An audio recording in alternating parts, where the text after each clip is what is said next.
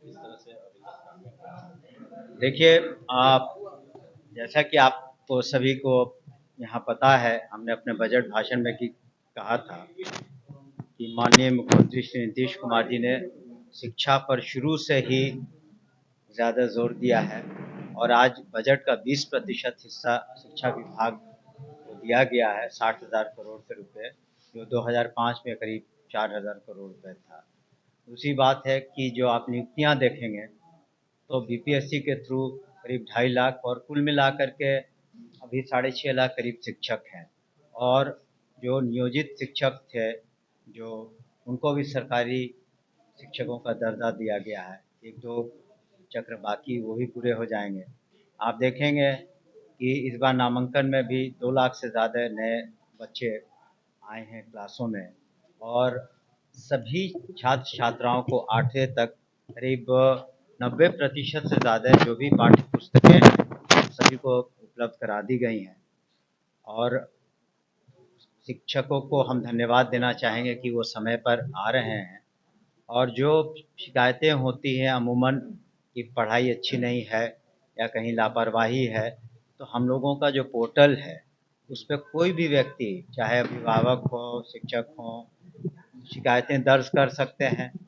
तो उसके आधार पर जो शिकायतें मिलती हैं उसका हम लोगों ने अ, उसका नहीं, उसका इंक्वायरी करा के कुछ लोगों पर अनुशासनिक कार्रवाई भी की है।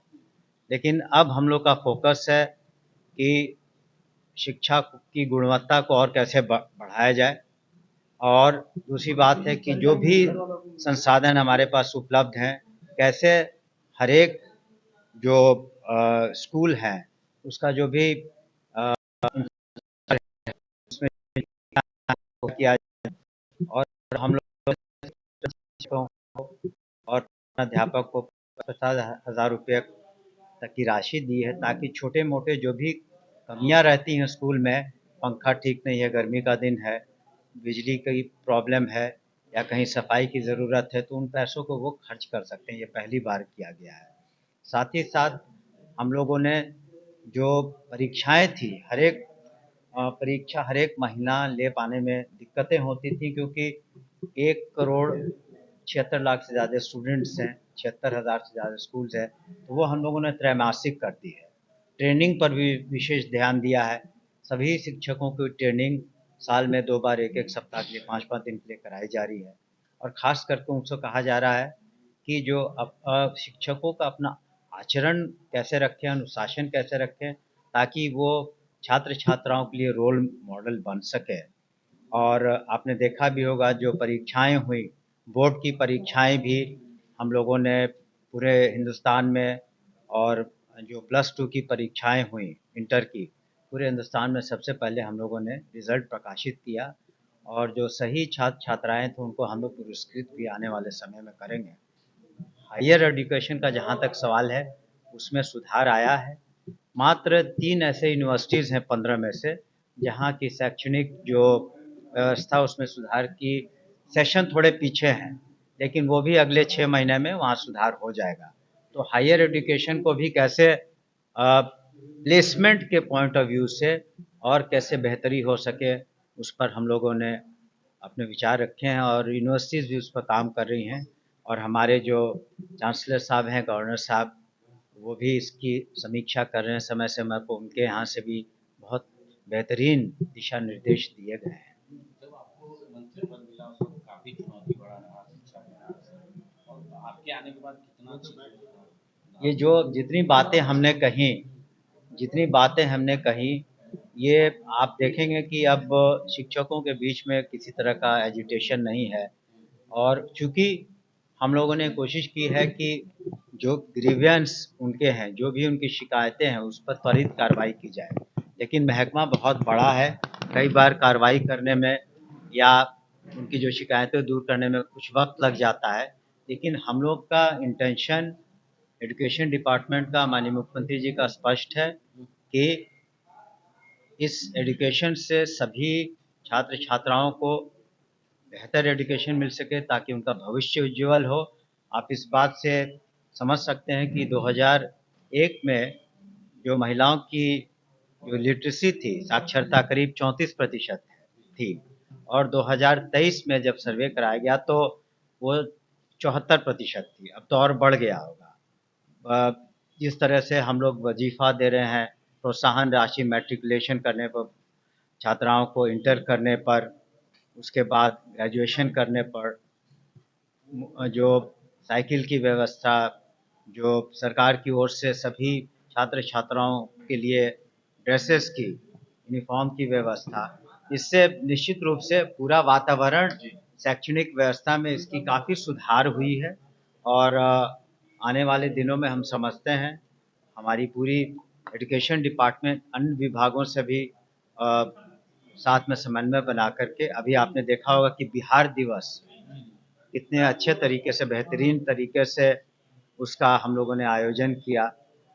सभी जो बिहार दिवस पर अन्य राज्यों के, देश के विख्यात कलाकार आए, और वित्त रहित का जहाँ तक प्रश्न आपका है, तो हम लोगों ने 636 वैसे स्कूल्स के जिनके कोर्ट सस्पेंडेड थे, उनको पुनः कैबिनेट में डिसीजन ले करके कि 1 साल के लिए उनको और समय दिया जाता है कि जो उनकी व्यवस्था है उसमें सुधार लाएं, और उस कोर्ट को जो फ्रीज किया हुआ था 636 जहाँ तक स्मरण है स्कूलों का, उसको हम लोगों ने हटा दिया है ताकि वो अपने इंफ्रास्ट्रक्चर में और जो कमियां पाई गई इंस्पेक्शन में उसको सुधार ला सकें। वेतनमान की भी बातें कर रहे हैं सर, वेतनमान की भी बातें कर रहे हैं। जी, वेतनमान की भी बात कर रहे हैं कि कब तक हम लोग अनुदान लेते रहेंगे, हम लोग का वेतनमान नहीं, जो पहले कैबिनेट डिसीजंस हो चुके हैं उसी पर अभी तो यूं तो समझिए कि उनको अपने रिसोर्सेज से स्कूल चलाने हैं। बहुत पहले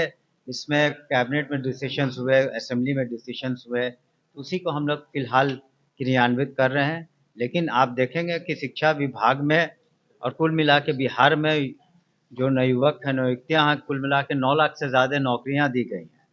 तो तत्काल उस तरह का हम लोग विचार करेंगे, लेकिन तत्काल तेजस्वी बोल रहे हैं कि नीतीश कुमार थक गए, उन्हें आराम की जरूरत है, लॉ एंड ऑर्डर भी खत्म हो गई है, शिक्षा और स्वास्थ्य भी खत्म हो चुकी है। देखिए, अगर माननीय मुख्यमंत्री के कार्यकाल को देखा जाए, करीब 20 साल का होने को आया है, तो बिहार को एक नई दिशा मिली है, एक बिहार की नई तस्वीर आई है, जहां कानून का राज स्थापित हुआ, न्याय के साथ विकास हुआ, सभी तबकों का विकास हुआ, वो चाहे किसी भी वर्ग का हो, और जिस तरह से शांति व्यवस्था है, और हर क्षेत्र में, चाहे शिक्षा में विशेष करके, आपको हमने भी बताया, स्वास्थ्य में, अब आप देखिए कितनी संख्या में लोग जाते हैं, हज़ारों की संख्या में हॉस्पिटल्स में, उनको मुफ्त दवाइयाँ मिलती हैं। ब्लॉक हॉस्पिटल में, हम अपने ब्लॉक की कर रहे हैं, करीब 200 से ज़्यादा दवाइयाँ उपलब्ध हैं। पीएचसी में 150 से ज़्यादा दवाइयाँ उपलब्ध हैं, और सुबह शाम हमारे ब्लॉक में देखिए खाना दिया जा रहा है रोगियों को। तो स्वास्थ्य में बहुत सुधार हुआ है, शिक्षा में हुआ है, और कुल मिला के अब तो इथेनॉल की जितनी फैक्ट्रियाँ लगी इंडस्ट्रियलाइजेशन में, और जो महिलाओं का सशक्तिकरण हुआ है, पंचायती राज में 50% से ज़्यादा, आज शिक्षा विभाग में 44% से ज़्यादा महिलाएं, और उसी तरह सरकारी नौकरियों में 35% आरक्षण, पुलिस विभाग में 30,000 से ज़्यादा महिला पुलिसकर्मी हैं, जो पूरे देश में सबसे ज़्यादा है। तो विकास तो बहुत तेज़ी से हुआ है, हर क्षेत्र में हुआ है, और हमें पूरा यकीन है, हम लोग भी फील्ड में जा रहे हैं, आज भी जा रहे हैं, और पूरे एनडीए कुनबा साथ है, और निश्चित रूप से आने वाले आगामी चुनाव में कोई कुछ भी कह ले, प्रतिपक्ष का काम है कि वो अपनी बातों को रखे, लेकिन निश्चित रूप से एनडीए की पुनः सरकार होगी। माननीय नीतीश कुमार जी 2025 में पुनः चुनाव के बाद मुख्यमंत्री बनेंगे, और प्रचंड बहुमत से एनडीए की सरकार की वापसी होगी। अंतिम सवाल सर, एक फिजिकल टीचर आज प्रदर्शन करने वाले हैं और बाहर सुरक्षा की व्यवस्था करने के लिए सुरक्षा बढ़ा दी है, कैसे देखते हैं? देखिए, उन लोगों ने जो अपनी डिमांड्स रखी हैं, जो फिजिकल, तो उस पर हम लोग विचार करेंगे। अभी उन्हें भी बता दें कि हम लोगों ने तो अनुकंपा पे जो नियुक्तियां होनी थी, तो 6,421 पोस्ट नए बनवाए कैबिनेट से, और उन लोग की भी अब उनका नियमावली कैबिनेट जा रहा तो उनकी नियुक्तियां होंगी। तो इस तरीके से हम लोग सहानुभूति पूर्वक जो भी शिक्षा से संबंधित वर्ग है उस पर ध्यान देते हैं, लेकिन जो हमारी संसाधन है उसके अनुसार हम लोग निर्णय लेते हैं। और कुल हम लोग का ध्यान है कि स्टूडेंट सेंट्रिक, टीचर सेंट्रिक पढ़ाई हो और पढ़ाई में गुणवत्ता बेहतर हो और आगे कॉलेज की पढ़ाई भी बेहतर हो सके ताकि हमारे छात्र छात्राओं का भविष्य अच्छा और उनका प्लेसमेंट अच्छा हो। चलिए, ओके।